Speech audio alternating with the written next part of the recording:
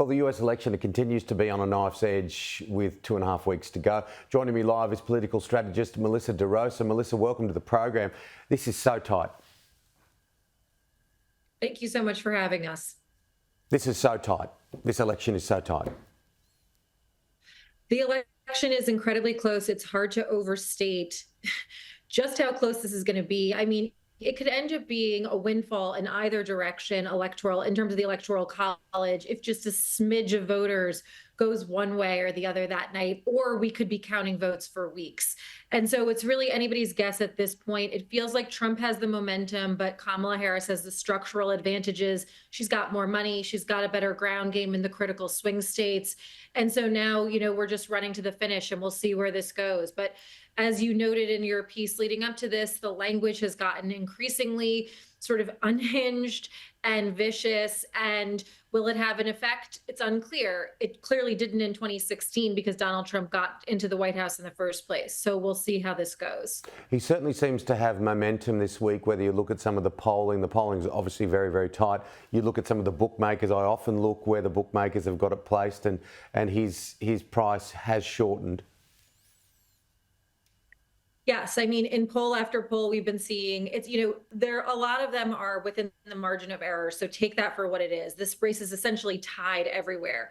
But the important thing to look at is the trend line. And what we've been seeing in the last 7 to 10 days consistently is Trump inching up and Kamala either plateauing or inching down.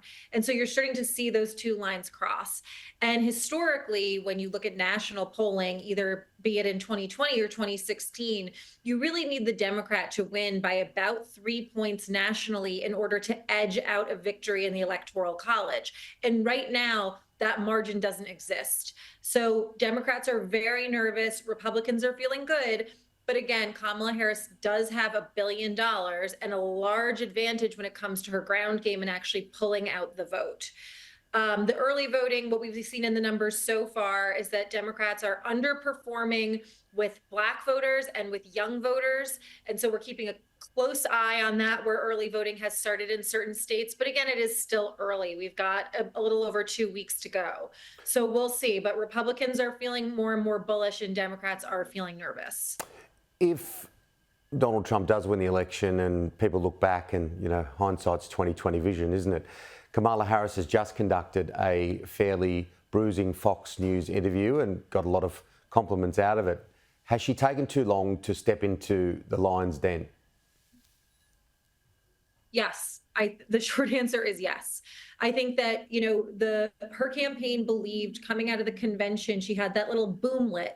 The Democratic Party was very excited to be rid of sort of the dead weight that was Joe Biden. Everybody rallied around her. She was very nervous to come out with any major policy pronouncements because she didn't want to inadvertently alienate anybody. She thought that the vibe election could coast her through to November. And while it did work for a couple of weeks and she did have an outsized gain versus Trump in the polls, she was outside the margin of error. That ran out weeks ago. And in the meantime, you can sort of see that they've had a difficult time finding their footing.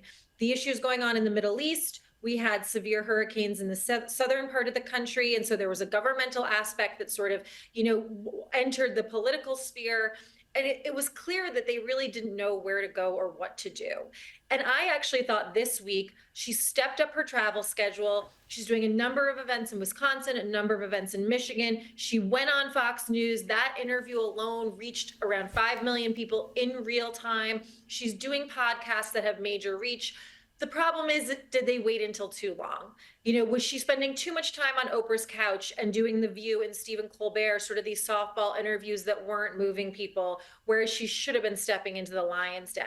I personally think they did her a great disservice by waiting until now to shift that strategy, but we'll see. We still have time. And again, she does have the money advantage and the mainstream media on her side. So we should not count her out.